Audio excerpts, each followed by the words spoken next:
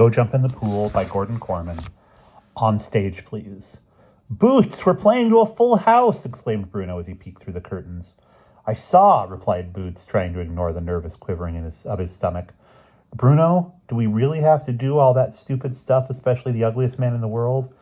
We do the show as is, Bruno insisted. We'll be great. He turned as Diane Grant rushed up, all a-twitter. What's the matter? Bruno, she said breathlessly. Kathy says we have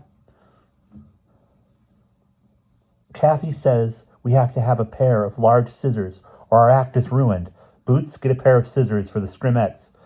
Bruno walked away to check on his other acts, reflecting that the life of a stage manager wasn't too hard after all. The last-minute addition to the cast was Perry Elbert, a gymnast. He shrank back at Bruno's approach. No offense, Bruno, but please go away. In the past, our relationship has been a hazardous one. For me, that is. Really? Bruno said in surprise. What have I done? Nothing, actually, sighed Perry. You gave me a chocolate bar, and you give me a chocolate bar, and I lose a filling in it. You help me with my suitcase, and the lock disintegrates, so I have to pick up my clothes for half an hour. That kind of thing. Things just happen to me when you're around. I'll probably break my neck out there.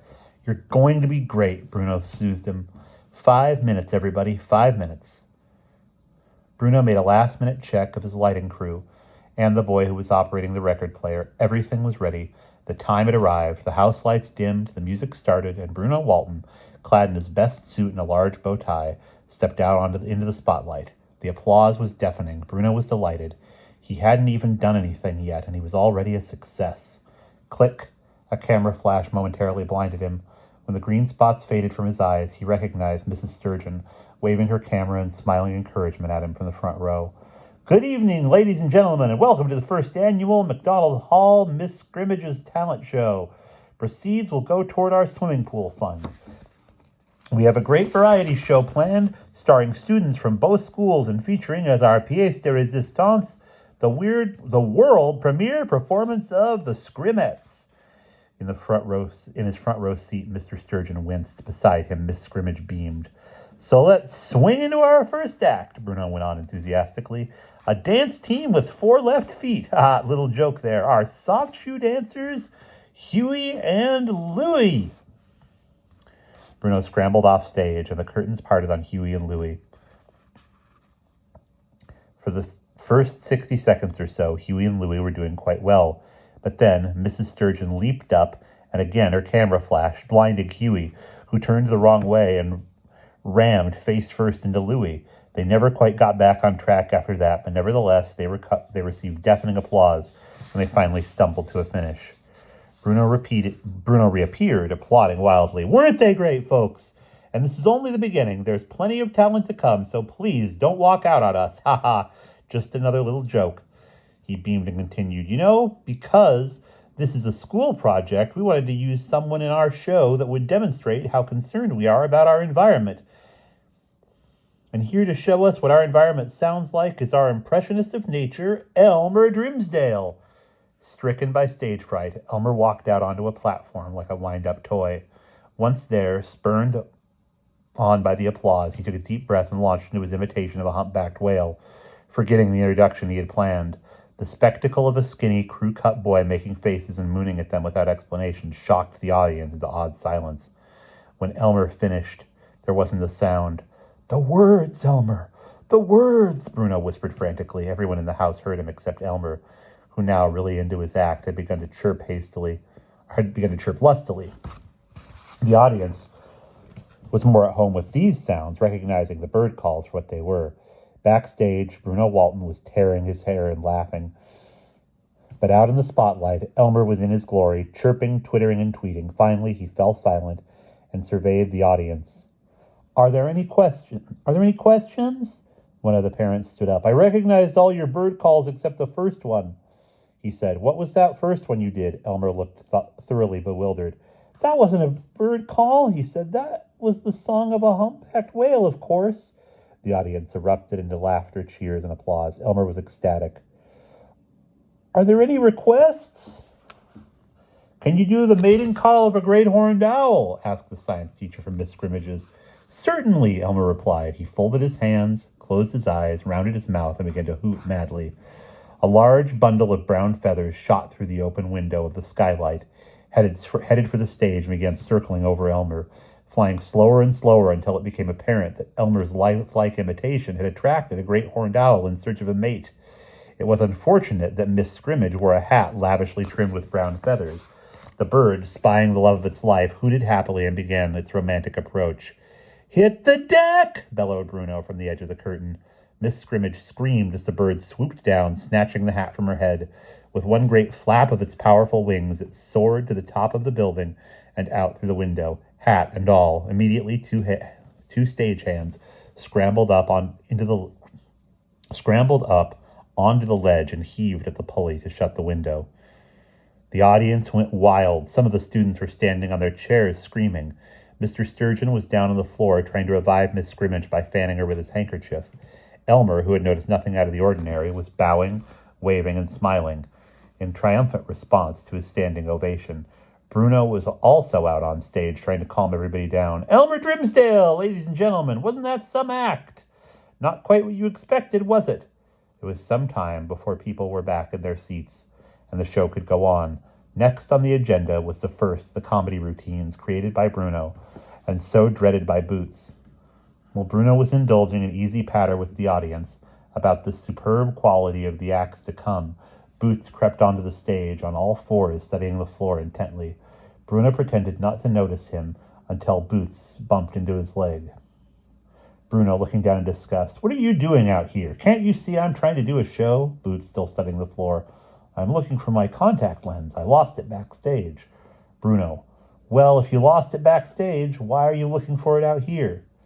"Because the light is better out here." Boots crept off stage amid polite applause from the adults and cheers from the students. "Moving right along," Bruno continued brightly, "we have our lovely singer, Janet Black, who will sing This Land Is Your Land, accompanying herself on the ukulele." Leaving the stage to the singer, he stepped into the wings where an angry Boots was waiting. "Bruno, I am not going to make a fool of myself again. That was bad enough, but the other one is the ugliest man in the world, and I just can't stand it." "Haven't you got ears?" Bruno exclaimed. "They loved it. The whole show is going over great." "But Bruno—" "I'll take compliments tomorrow," Bruno told him. On stage, Janet Black was doing well. The audience was singing and clapping along with her, and when Mrs. Sturgeon snapped her picture, she didn't even flinch. The song ended in thunderous applause. Next was the death-defying act of the amazing Frederick. It was a showstopper. Mr. Sturgeon fidgeted in his chair as he watched one of his students, to all intents and purposes, drowning himself. Finally, at the 2.5-minute mark in the submersion, a woman in the 7th row leaped to her feet and began screaming, "My baby! Freddie, stop at this instant!" Miss Scrimmage was quick to join the mother's wailing. By the time the amazing Frederick, apparently still alive and well, had collapsed on the stage with his chest heaving and his head in a towel, the audience was in a frenzy. Bruno grasped the microphone. "The amazing Frederick!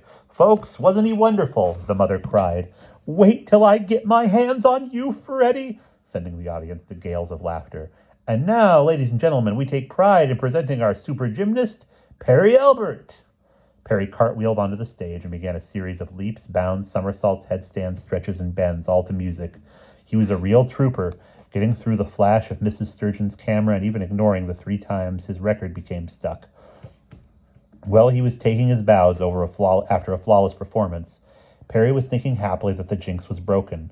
Bruno hadn't gotten to him this time. Then Bruno bounded onto the stage, shouting, "That was great!" He awarded Perry a mighty slap on the back, and Perry went sprawling off the stage head first into the lap of Mr. Sturgeon. Both he and the headmaster ended up on the floor. Perry scrambled up and shot Bruno an accusing glance before turning to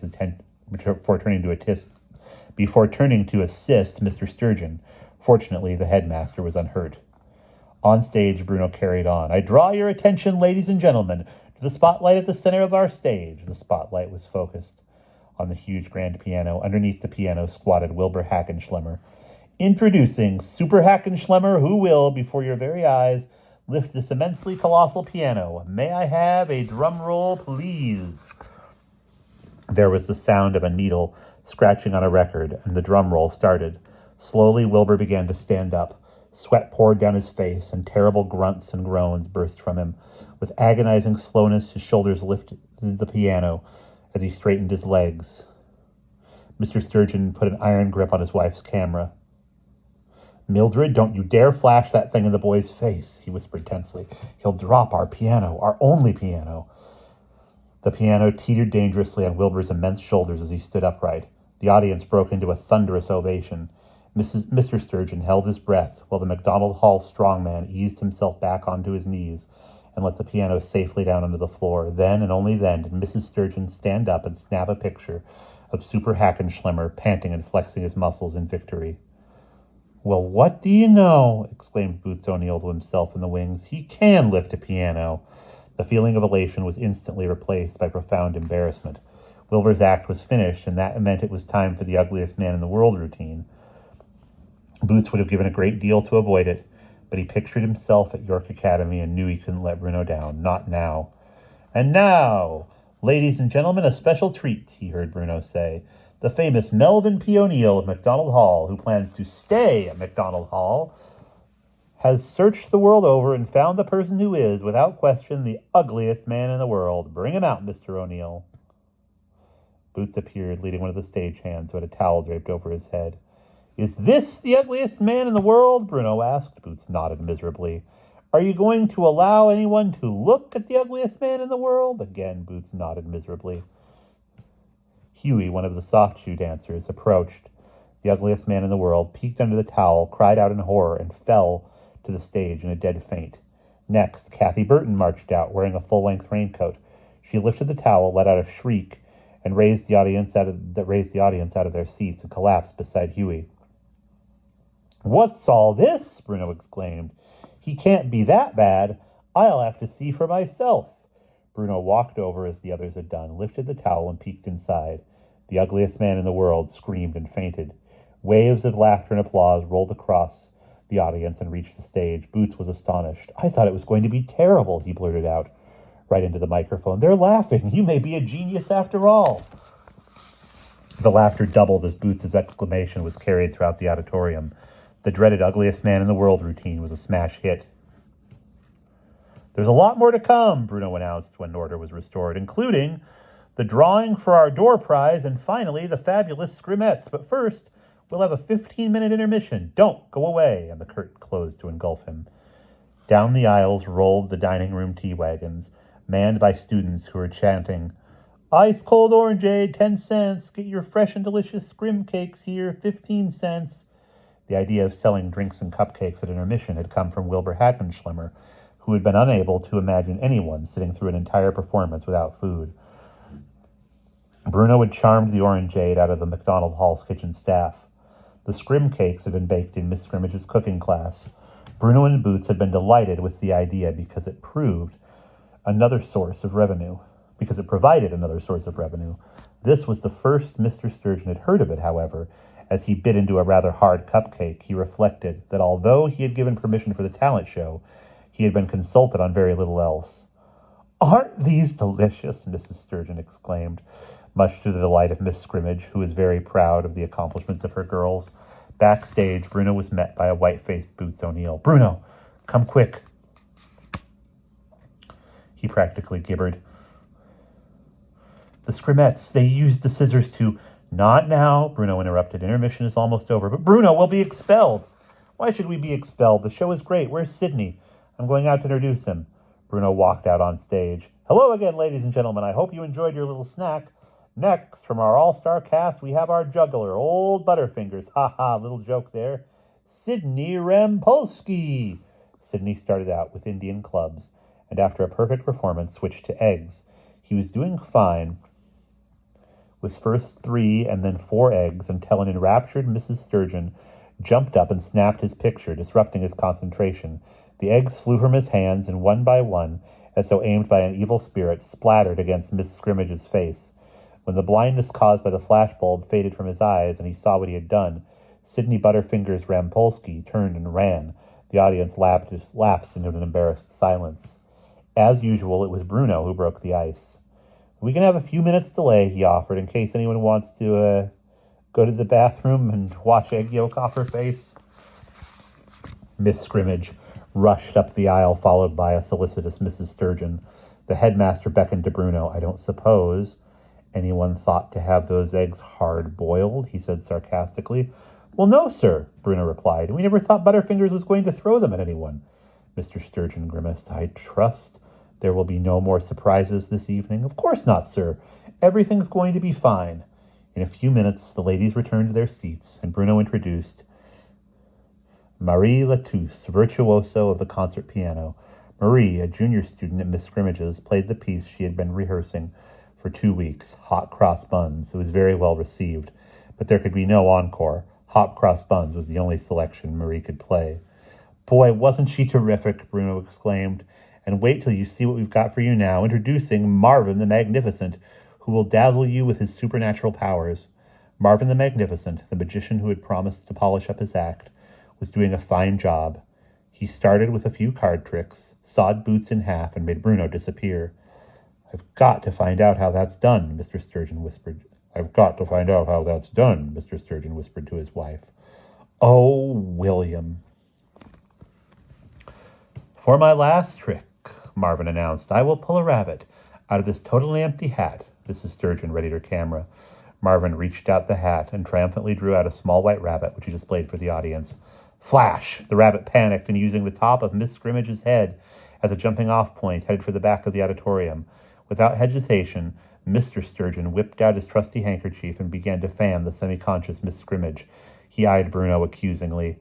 At the back of the hall, 2 usherettes were luring the rabbit from under a seat, using leftover scrim cake as bait. The terrified animal was soon restored to Marvin, but not before he paid Bruno 15 cents for the scrim cake. And now, ladies and gentlemen, Bruno announced, get your ticket stubs ready because it's time to draw for our door prize. Boots wheeled onto the stage a tea cart containing a fishbowl full of ticket stubs and a brightly wrapped package. The prize was donated by our own Mrs. Sturgeon. There was polite applause. As a reward for locating the ugliest man in the world, I'm going to call upon Mr. Melvin P. O'Neill to draw the winning number. Boots reached into the bowl, picked up a ticket, and handed it to Bruno. And the winning number is 119. There was a murmur as people checked their tickets. Mrs. Sturgeon's voice rang through the hall. William, that's your number! Mr. Sturgeon climbed onto the stage to collect his prize. His wife stood poised, ready to capture the moment on film. What a surprise, said Bruno. Congratulations, sir. He picked up the package and thrust it into Mr. Sturgeon's hands. There was an all-too-familiar click. A soft object burst up through the wrapping paper and struck the headmaster in the face. A recorded voice said, Hi there, my name is Jack. Just as the flashbulb went off, Mr. Sturgeon got a standing ovation as he carried his old nemesis back to his seat. And now, ladies and germs, haha, little joke there, the moment you've all been waiting for. Bruno was waxing enthusiastic while backstage. Boots was holding his head. We take great pride in presenting the Scrimmettes. To the music of a hit Broadway show, the 6 Scrimmettes danced onto the stage, wearing little more than smiles on their faces. Miss Scrimmage screamed in horror and slumped back in her seat, unable to take her eyes off the row of shapely legs. Even Bruno was shocked. He suddenly realized what Boots had been trying to tell him, that Kathy had used the scissors to modify the conservative sewing class ballet costumes.